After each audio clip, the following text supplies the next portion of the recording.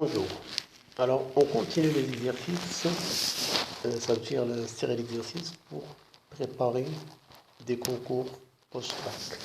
Alors, soit UN et VN de suite défilés pour toute quantité naturelle N strictement décroissante. Alors, les deux suites, elles sont décroissantes et sont positives.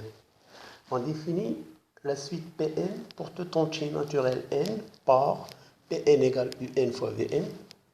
Alors les questions, est-ce qu'on peut affirmer que la suite Pn elle est strictement décroissante, strictement croissante,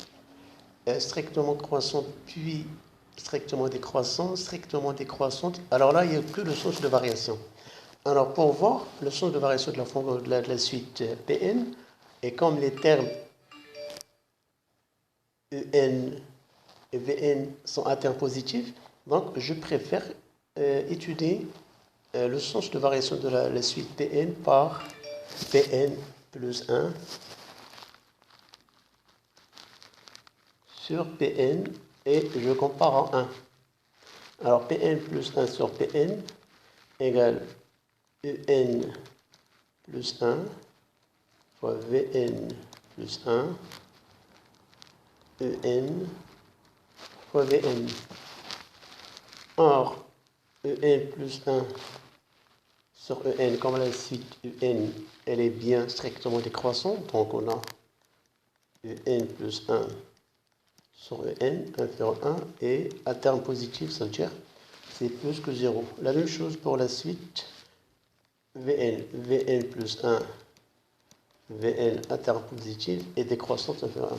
Alors pour avoir cette expression, je fais le produit. Comme des termes sont positifs, donc je fais le produit, j'aurai plus que 0, En plus 1 sur En, Vn plus 1 sur Vn inférieur à 1. Et ceci, c'est quoi? C'est Pn plus 1 sur Pn qui est plus petit que 1. Par conséquent, la suite Pn, elle est strictement décroissante. Donc, la bonne réponse est la A.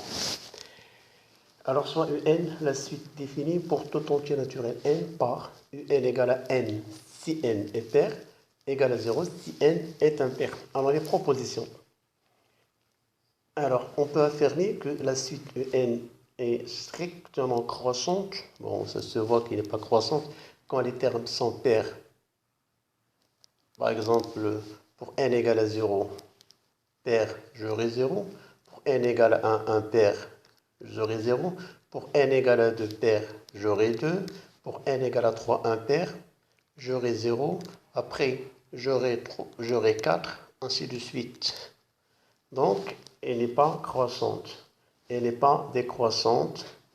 Elle n'est pas constante. Et on dit qu'il est non monotone, puisqu'il croît, elle décroît, elle croît, elle décroît. Donc, on coche la question de la proposition C. Alors, soit n en entier naturel, la somme de tous les entiers de moins n a de n est égale. Alors, les termes de moins n à de n, la somme de moins n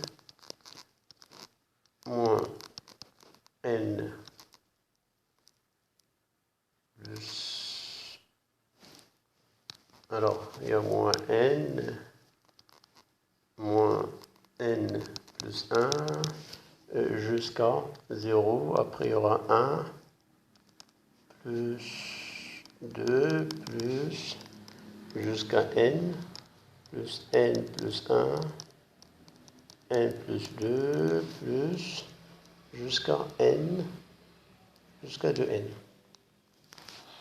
Alors on remarque qu'il y a des termes opposés, de moins n jusqu'à n, ces termes-là, ils vont s'annuler.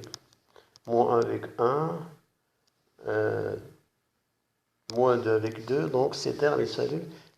Il ne reste que n plus 1, plus n plus 2, plus n plus 3, plus jusqu'à n plus n. Remarquez, à chaque fois, il y a n, n.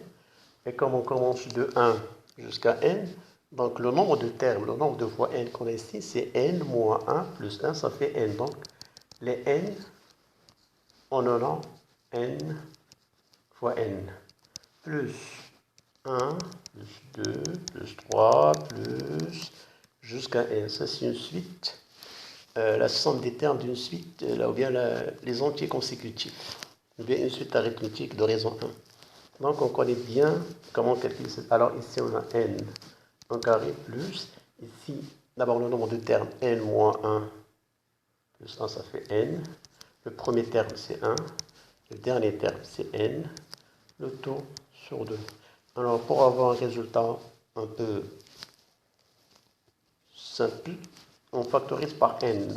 Facteur de n plus 1 plus n sur 2. Là, je réduis en même dénominateur.